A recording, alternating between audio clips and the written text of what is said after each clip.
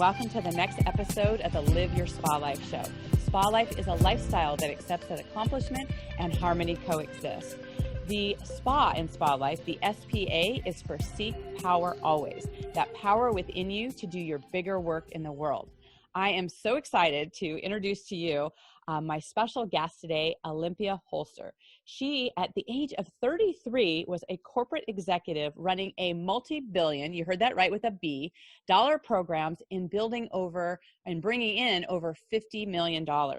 With over 35 years of prosperity leadership in corporate, government, and entrepreneurial sexual experience, Olympia, known as the Queen of Wealth, loves her work empowering women leaders to become wealthy in community. And we're going to be talking about community and the importance of community in this.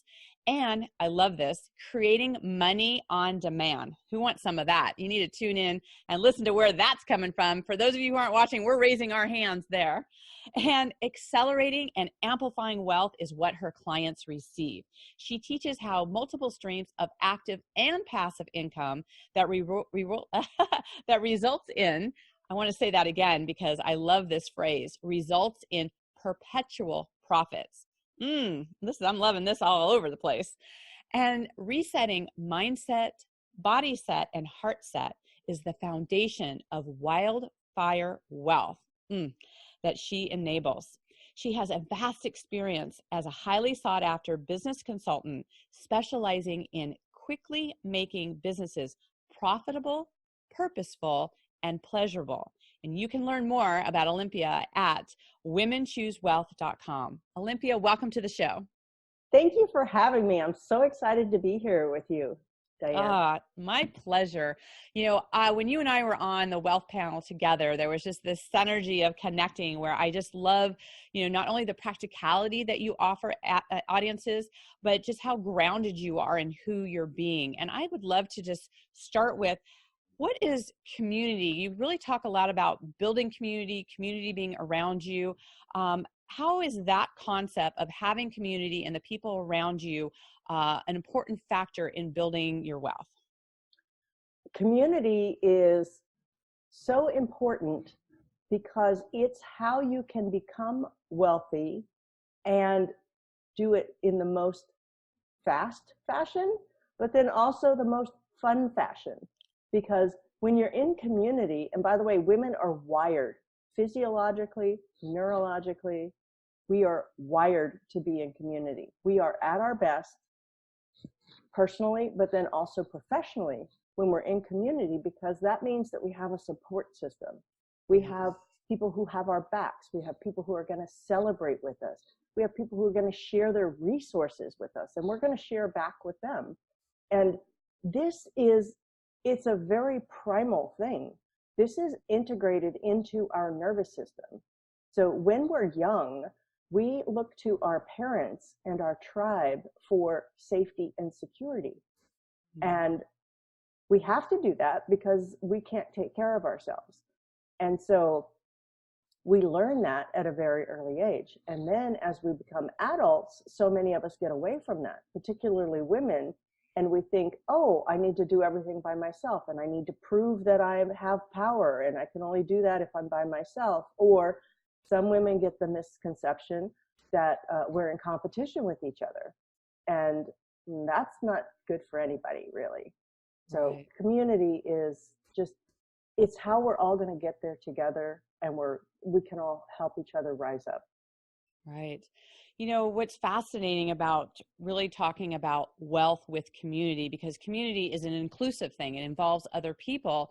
And particularly in American society, a lot of people don't talk about wealth. They don't talk about money, you know, particularly women. Sometimes it's been considered a social, you know, off topic or not polite or just different things with it. And I'm happy to see that there are more women standing in their power and their financial power and having more conversations around it.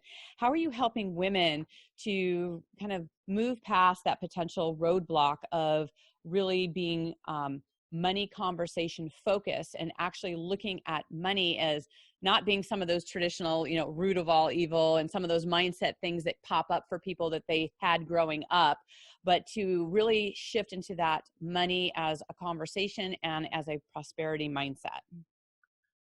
That's a great question.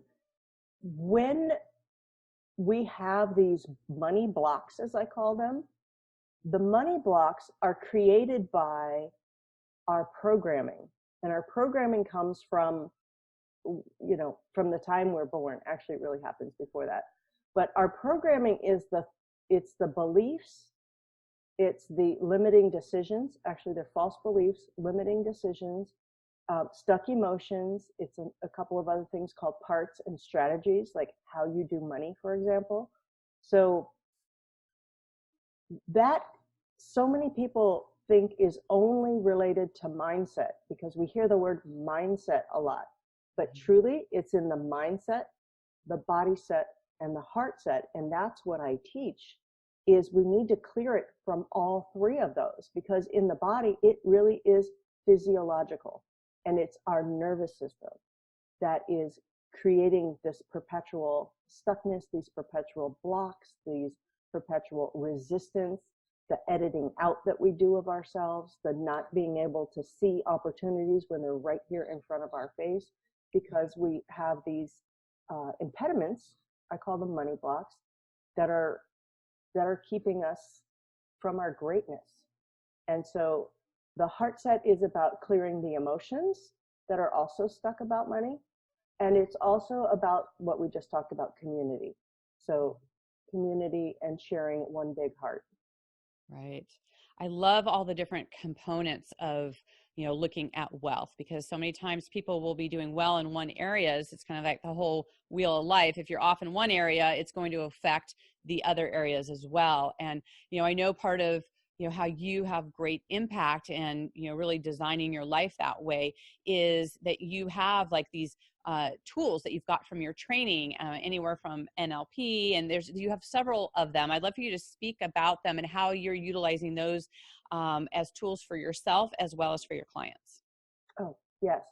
So I am a certified master NLP practitioner, as well as timeline techniques practitioner and hypnosis practitioner. So what does that mean?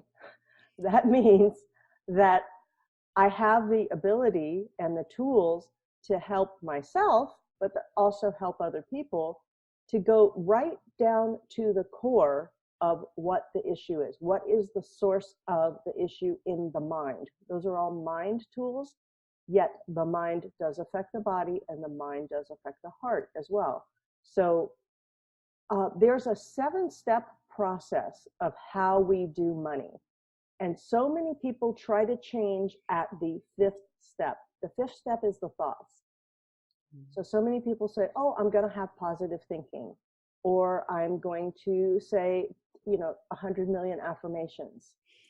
But that doesn't work, because you're trying to change here at step 5 when the problem is back here at step 1.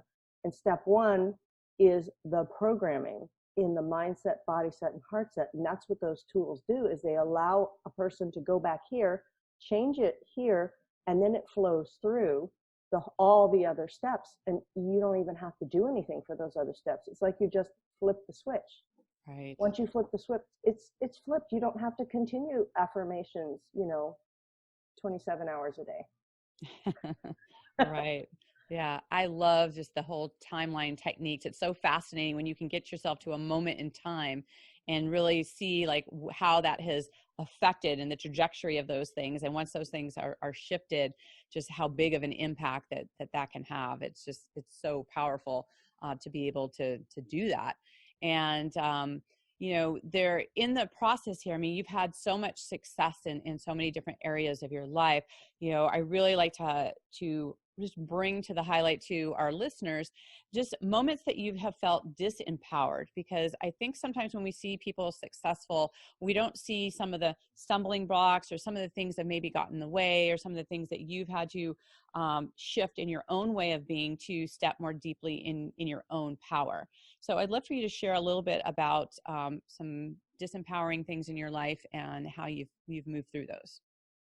Okay. Well, first of all, I've had 5 major concussions and was pronounced dead at one time. I had a near-death experience.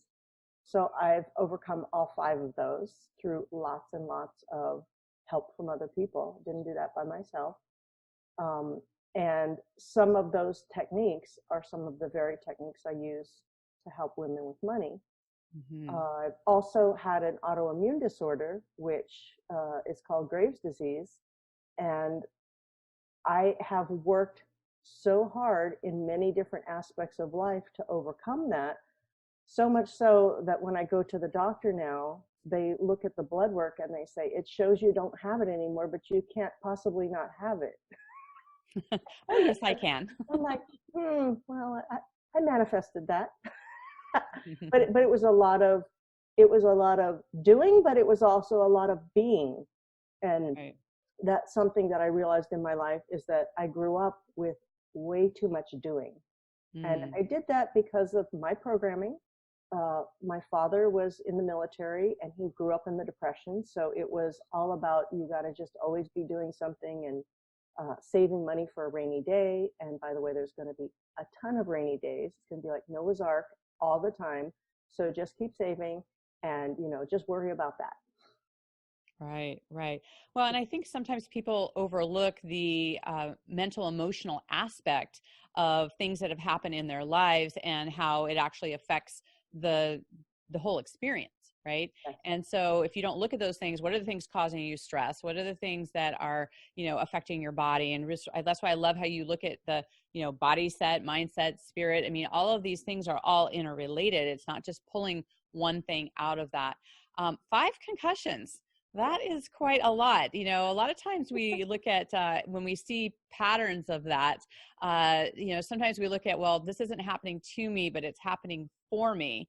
In what ways, what insights or ahas have you gotten after having 5 of those that you can look at it from a different perspective and say, you know what, this happened for me, and this is something I've realized that's come out of that. Has there been any moments like that?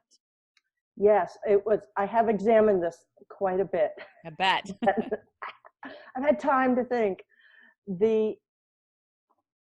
Each time I had a concussion, I was doing something in my life that was unhealthy and for me, but it was also keeping me away from my purpose. So I see them as wake-up calls and course corrections. Yes. And I'm feeling like I don't need any more of those. Right. Once you actually have the awareness and you like, okay, I got the lesson. Thanks so very much. I love that. Yeah. And then another experience I had was in corporate America. And this one was disempowering, and I turned it around to be empowering. So I was a corporate executive, as you said, at the age of 33. And I had become so masculine because I thought I needed to do that to survive in that environment. And I didn't even realize who I was. I was also having panic attacks. I was not sleeping at night. I was working 60 to 90 hour work weeks.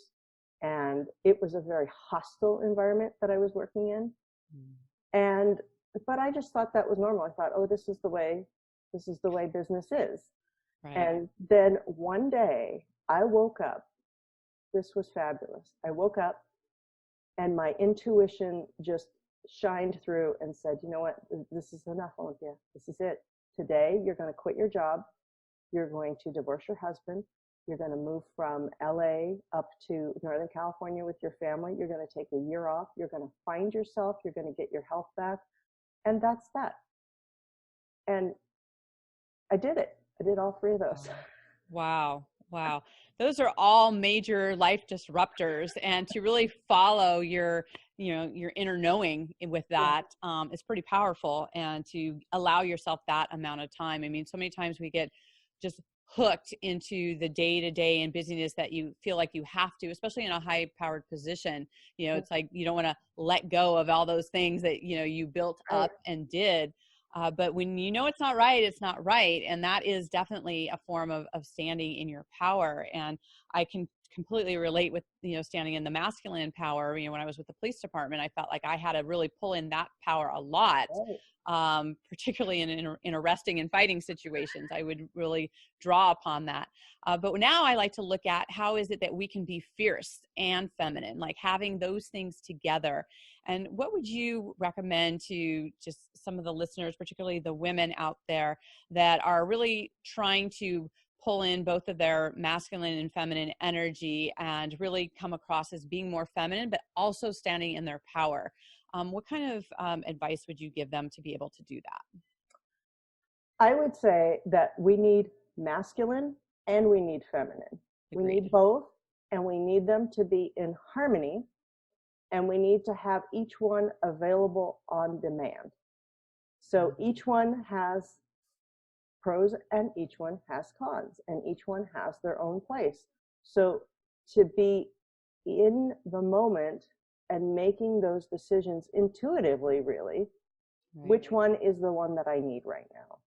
And you do that on a case-by-case basis. If you're arresting someone, let's bring the masculine out. That's a great idea. Let's go with that. If you're in negotiations, you probably want to be more feminine, but you want to keep that masculine right there just in case things start to go a little wonky, particularly if you're negotiating with a man or a person who is more masculine. You're going to need the masculine energy to match theirs. So it's a balance and a harmony. Right. I love the use of harmony, because harmony to me is being more in flow and grabbing the energy that you need at the time. So many times people are trying to create balance where it's like even on either side, but that's really, that usually never happens, to have that complete balance. I love one of the concepts I heard in a book recently where it was talking about, instead of seeking balance, you want to have counterbalance. Like, what are some of the things that you can grab in to bring you into that so that you can stand more in it? So I really love that, because that sense of balance feels unattainable, because we're never going to be in that perfect balance. Right. But it's like, what are the things that we can do to counterbalance and to bring harmony in, where we can actually be more in flow, that we aren't stagnant. And that's where I feel like some of the feminine energy comes in, is to be more apt to be in flow and to have more of that harmony as you stand in your power. And I think that's such a strong, asset to have, particularly for women. But men can also, really incorporate that, because you need to have the different energies just in communication in general anyway. So I think that's a big deal to do that. So have you always been on the path of wealth? What was your journey? Like, what actually had you step into this realm of genius? Well, that's a great question. No, I was not. I grew up, my dad was in the Air Force, and he was an enlisted man. So he didn't make much money. My mother did not work. I learned how to sew. I sewed a lot of my own clothes. I learned how to cook, baked. We didn't go out much to eat or to do other things. Our vacation was hopping in the station wagon. And wherever we went is where we went. And that was our vacation. So, we didn't have extra money. Like, we had just enough to live on. And to this day, I'm still very frugal, and it's a good thing. I'm happy with that. So but I knew I didn't want that lifestyle. I wanted more ease, more flow. I wanted to also be able to have more impact. And I've known since I was probably 4 or 5 years old that I was meant to do big things. And I didn't know what that was, but I just had that sense. And so now I know what it is. And now I am living my purpose. And so every day I think about, well, what is it I'm going to do today that's going to impact the lives of so many other people? Oh, I have a good story for you. Yeah. So this is when I lived in New Jersey. I was speaking to a gentleman. He was an artist, and he asked me what I do, and I said, well, I'm changing the planet one person at a time. And he's like, you can't do that. You can't do that. And I said, well, tell that to the people who are standing by the wayside not doing that, because I am doing it. And he's like, well, how do you do that? And I'm like, one person at a time, because I impact one person and they impact their sphere of influence, and then it just keeps going, like those old Calgon commercials, where you tell your friend and then they tell two friends. Right. Yeah. I love that. I love that power of, really staying focused on impacting that person in front of you. That is such a huge aspect to just be able to do that, because we don't look at the ripple effect that once you've changed one person's life, it's never one person, right? It's all the people they now touch. And I know that you have that kind of trailblazer aspect of who you're being. 2020, this expanding your vision, we're really talking about being positive disruptors in 2020, of really, how are you choosing courage to just be bigger and a bigger impact. And that doesn't mean like a bigger company, but just bigger impact, like however you're deciding to do that. How are you stepping into being a positive disruptor? I am becoming more visible. And at first that scared the living daylights out of me. I was like, I've resisted for years, but I finally, I'm big on using my intuition. My intuition is telling me, that it's time. And so I am seeking out speaking engagements. Pardon me. Oh, please. Let's take a little water. Excuse me, I'm just getting over a cold. So I've put it out there that I am going to be speaking, and I've already got 4 people who have come to me before I've even got my speaker one sheet ready. Beautiful, beautiful. Once you set the intention, it's working already. So that's how I'm going to do it, because I want to get the message out to more people, and so I like to share my perspective, which is, it's a different perspective than most people, yet it's simple, it's elegant, and it's so effective and productive. So I like to share that in speaking to people, and if that's what they get, that's great. If they want to go on and work with me further, that's great too. But I want to just be able to get these teachings out there. Yeah. So I love, in part of the introduction, the whole thing about creating wealth on demand, creating money on demand, and what are some of the ways that you do that for women? Okay. Well, what we do is we clear the money blocks, because you're never going to have wealth on demand if you have money blocks. The money blocks are what's keeping us stuck. Even if we're stuck at a fairly high, fairly comfortable level. Right. Like I work with a lot of women who are making, $250,000, $500,000 a year, but they know in their hearts that they have a bigger purpose and they have a bigger mission to fulfill.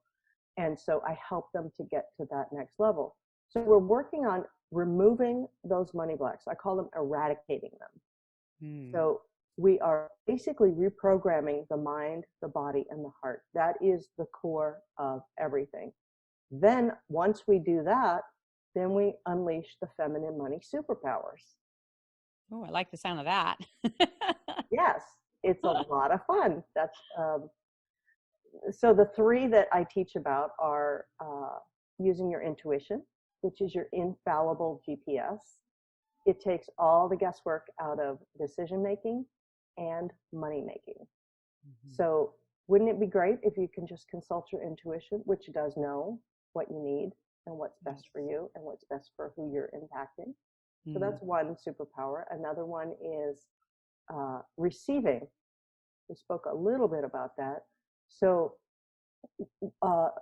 receiving is feminine and giving is masculine. So many women have gotten that backwards. They give to their detriment, and they don't put their oxygen mask on first, yet they're starving for oxygen.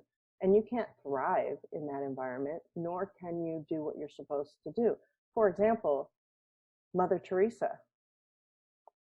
She wasn't a pauper, even though she didn't have personal money, so to speak. To have the impact she had, she needed money for that. And she got money for that. And then the 3rd superpower is community. And we've spoken a lot about that already. Right. Absolutely. Oh, I love this so much. This is so good. So when women are trying to shift that mindset and where they're at, what are some of the things that they can do um, just to look at things from a different perspective? Because one of the things I found is that when you're in a mindset that's not serving you, or you've got, money stories or things, you can't always see it yourself, right? Because that's how you're operating from, Yeah. right? So I know that you have a women's health checkup that you have as part of like your quiz. Is that something that people could start with to really start looking at where they're at, or would you have a different avenue to recommend? Oh, that is a real eye opener. That will shine the light.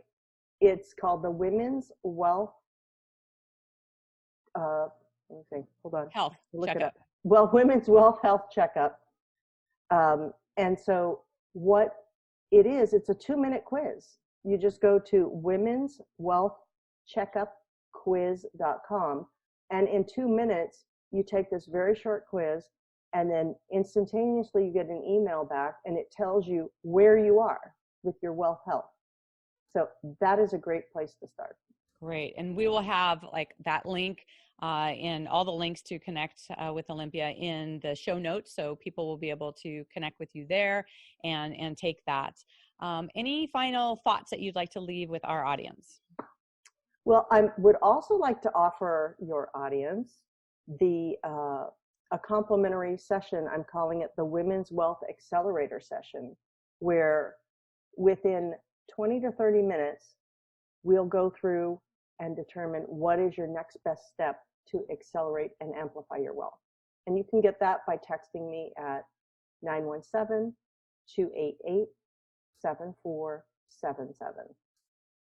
Perfect. Great. Well, so many different ways for people to connect out with you. If you had like 1 to 3 words that you would say to our audience, what would you like to convey? Okay. Community, love, and fun. I love that. And I love the fun aspect that you bring into wealth, because wealth for a lot of people can be a very serious, just money in general, serious topic. And to bring fun into it is such a huge aspect. In fact, actually, I almost forgot. One of the things I love just for the fun of it to ask my guests is, environment is such a big thing. We talk about community, who's in our space, but our personal space, it also impacts us, particularly in how we feel differently in our bedroom versus our kitchen versus our office. So what is your favorite room in your home and why? Ooh, that's a good question. It's probably my bedroom, really, because I love to lay down. Like, I just love, it's like so luxurious for me, and sometimes I even imagine, like somebody's coming by and feeding me grapes, or that's where I do my meditations also. And it's just, and that's where, of course, where I sleep. So it's just where I feel like the most at ease and the most connected to myself and to others. Perfect. That sounds so great. I love my bedroom too. I think the bedroom needs to be a sanctuary. And so I love that for you. So good. Well, I just want to thank you so much for your time and sharing your wisdom and being here on the show. Thank you. Thank you for having me. It has been such a pleasure and such a joy to connect with you and your audience. Thank you. And to you, our audience, we wouldn't be here without you. We just want to thank you that your most important resource is your time, and we so appreciate you spending it here with us. If you had some aha or some thoughts or a question, please put it in the comments, whatever platform that you are on. Make sure that you tag both Olympia and myself, and we'd be happy to answer any questions, to support you in any way we can. And one of the best ways that you can get the word out here is not only to share it, but to subscribe to the show. And if you found value in this, please put your 5-star rating and review it. We want to hear your comments, the good, the bad, what do you want to have more of? This is how we build community. We've talked a lot today about how important it is to have community and how it builds all of us up. So that is a way that you can support us, is to get the word out. And until we connect again, live your spa life. Bye for now. Bye-bye. Bye.